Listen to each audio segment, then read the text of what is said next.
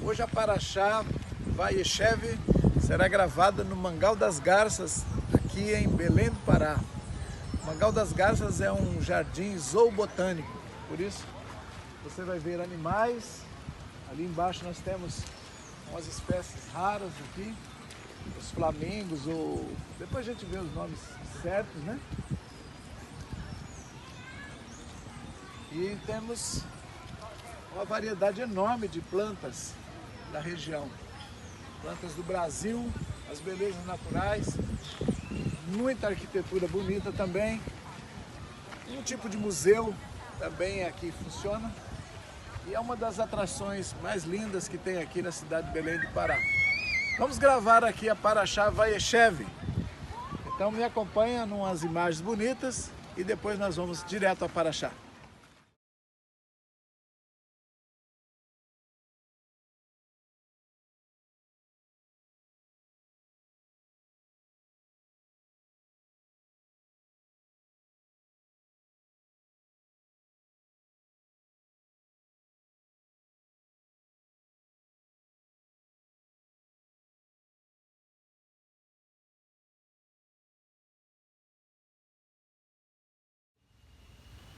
Shabbat Shalom! Estamos, como eu disse, no Mangal das Garças, em Belém, e vamos começar a Paraxá Vayeshev. Começa no capítulo 30 e, conferindo, 37 de Gênesis, e vamos até o capítulo 39, 40 todo. Vamos até o 40, verso 22. É uma paraxá bastante grande. Então vamos lá começar. E habitou Jacó na terra das peregrinações de seu pai, na terra de Canaã. Estas são as gerações de Jacó. José, da idade de 17 anos, apacentava com seus irmãos as ovelhas, e ele era mocinho com os filhos de Bila e com os filhos de Zilpa, mulher de seu pai, e trazia José más notícia deles a seu pai. E Israel amava mais a José do que a todos os seus filhos, porque era filho da velhice para ele, e fez-lhe uma túnica talar com mangas compridas, e viram seus irmãos que seu pai amava mais ele do que todos os seus irmãos, e odiaram-no, e não podiam falar-lhe em paz.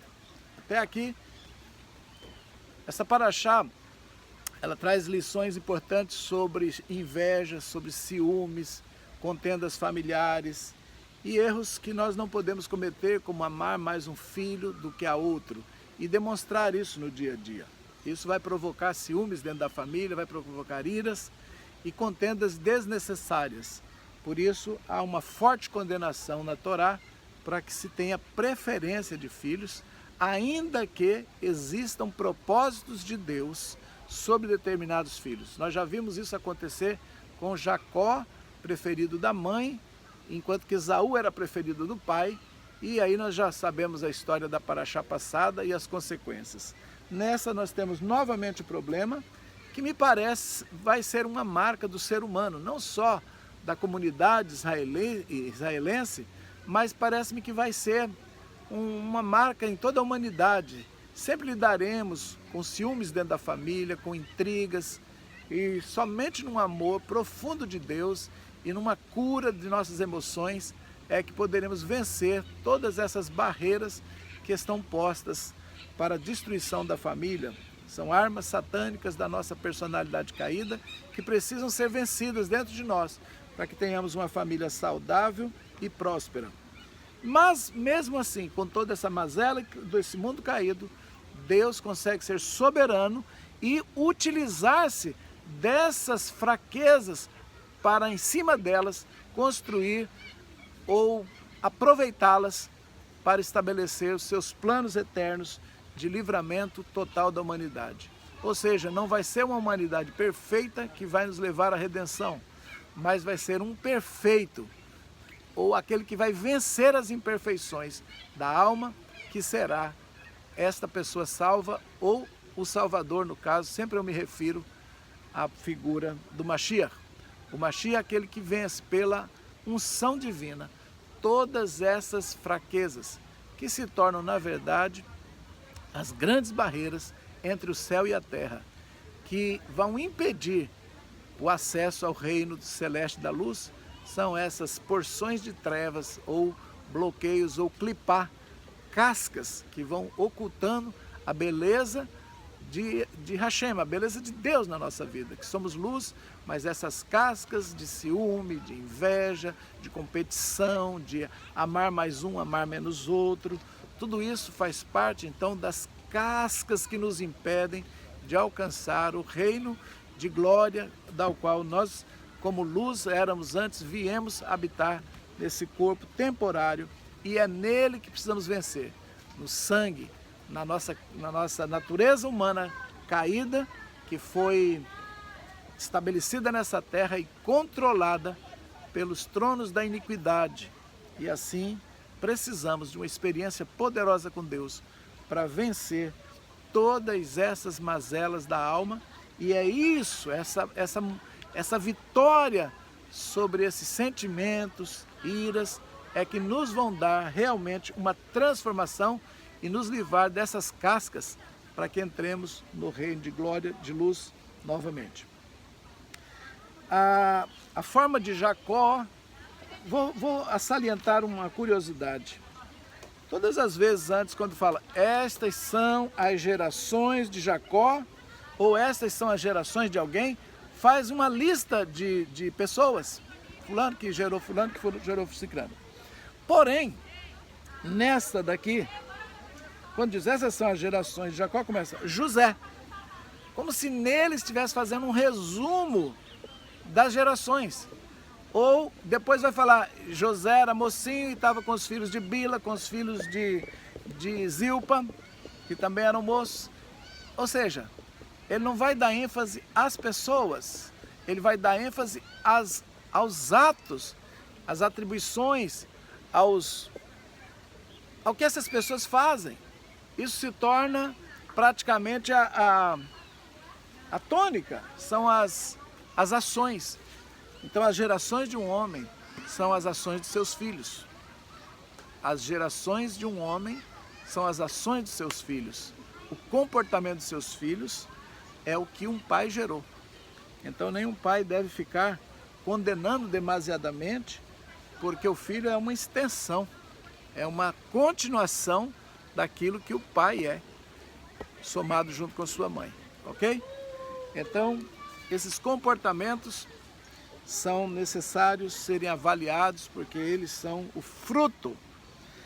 E é esse fruto de Jacó que vai manifestar em José, que vai manifestar em Judá, em Rubem, em Simeão. Cada aspecto desses frutos, seja bom ou mal, porque o homem tem que vencer o que ele comeu no jardim do Éden, o fruto do bem e do mal. O conhecimento do bem e do mal agora é manifesto em ações, intenções e práticas de cada pessoa na terra.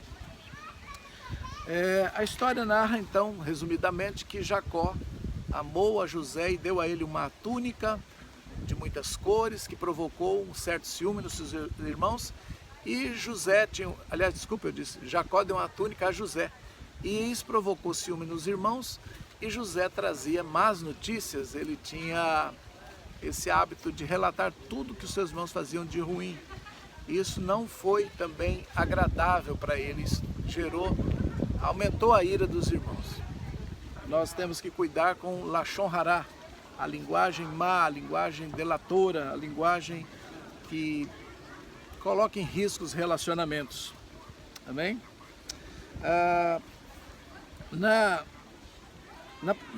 No plano para se livrar de José, então ele é visto pelos seus irmãos como uma pessoa má. Ele é também um sonhador, mas ele não é uma pessoa má, ele é um eleito. E as pessoas eleitas por Deus para uma obra grande, para uma obra de transformação, de livramento de uma nação, de um povo, essas pessoas precisam passar, infelizmente, por todas as provas da alma, da injustiça e da rejeição. Para quê? Para que vencendo dentro de si, possam eles se tornar veículos, carruagem, caminhos pelas quais nós possamos abrir, que são caminhos que são abertos entre o céu e a terra. São aquelas escadas que Jacó viu.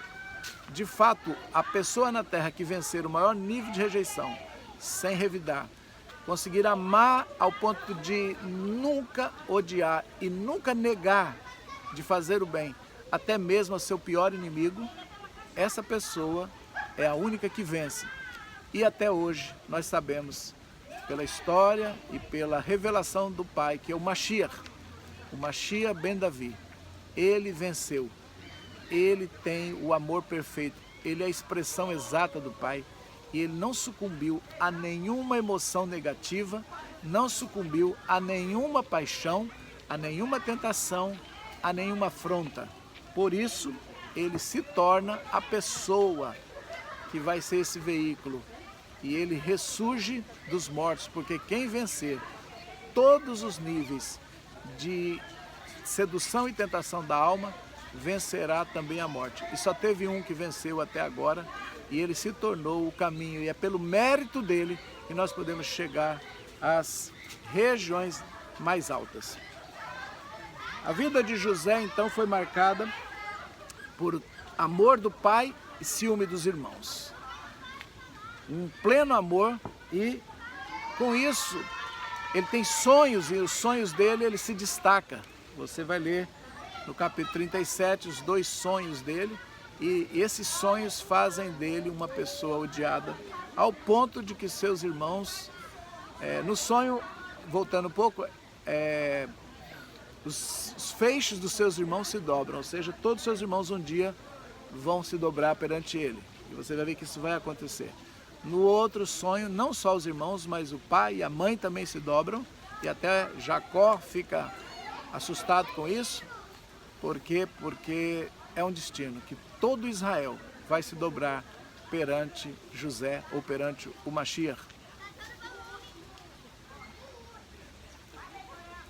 E também sol, lua e estrelas, ou seja, todas as potestades, todas as forças negativas dos tronos da iniquidade também um dia se submeterão totalmente e não poderão influenciar mais ninguém na terra com suas distorções de caráter, distorções de emoções para controlar a humanidade. Nós sabemos que os tronos de iniquidade, eu venho falando disso quase todas as parashot, alertando sobre essa influência sobre a terra, mas também de que Yeshua abriu o caminho, o Mashiach abriu um caminho, o Salvador abriu um caminho para o reino da luz, pois ele venceu todas esses sentimentos e paixões. Nesta parashá, nós vemos também que os seus irmãos, aconselhados por Judá, vendem a José. Primeiro lançam ele no poço, pega a sua capa, rasga, banha no sangue e diz: vamos falar para o nosso pai que uma fera matou José. E Judá então dá um conselho: não, vamos deixar ele nesse poço não, vamos tirá-lo do poço e vamos vendê-lo aos midianitas. E assim ocorre. Os midianitas compram por 20 moedas a José, que é levado em cativeiro e lá vendido como escravo ao Potifar, a um dos servos de Faraó, a um dos grandes líderes de Faraó, a um dos governadores, diríamos assim. E os seus irmãos têm que voltar para casa e apresentar essa capa ao pai e diz: reconhece, Judá diz, reconhece se é do seu filho José. Essa frase vai ser repetida lá na frente por Tamar. Tamar, que daqui a pouco vamos entrar na história, ela vai fazer com que Judá sinta o mesmo que ele fez o seu pai sentir. Ela vai dizer: reconhece de quem são essa capa, esse bordão, e este é o homem com quem eu me deitei.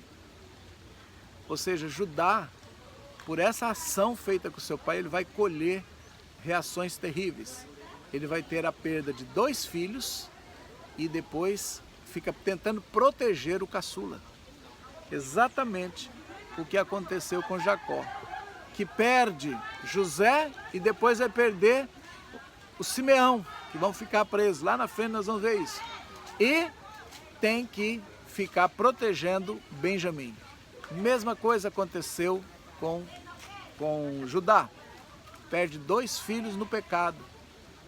E se você leu a Paraxá, você sabe que eles foram maridos de Tamar. E os 2 morreram. Por desobediência à lei do levirato, por desobediência a algum princípio bíblico, principalmente o de levirato, e de não dar filhos, e de não querer ter filhos. Judá privou o Jacó, o seu pai, de ter o amor de um filho. Assim Judá foi privado também de ter a mesma coisa, ainda perdendo 2 filhos e tentando proteger o seu caçula. A história de Tamar é uma história de causa e efeito, né? A história de Judá também, a história de Jacó também. Ou seja, tudo que se semeia um dia se colhe. Isso fica muito claro na Torá e principalmente nas histórias dos patriarcas.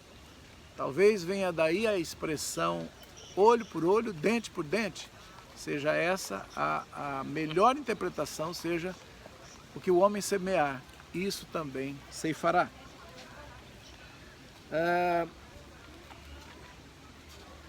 Temos mais algumas lições no capítulo 39, já no Egito, na casa de Potifar.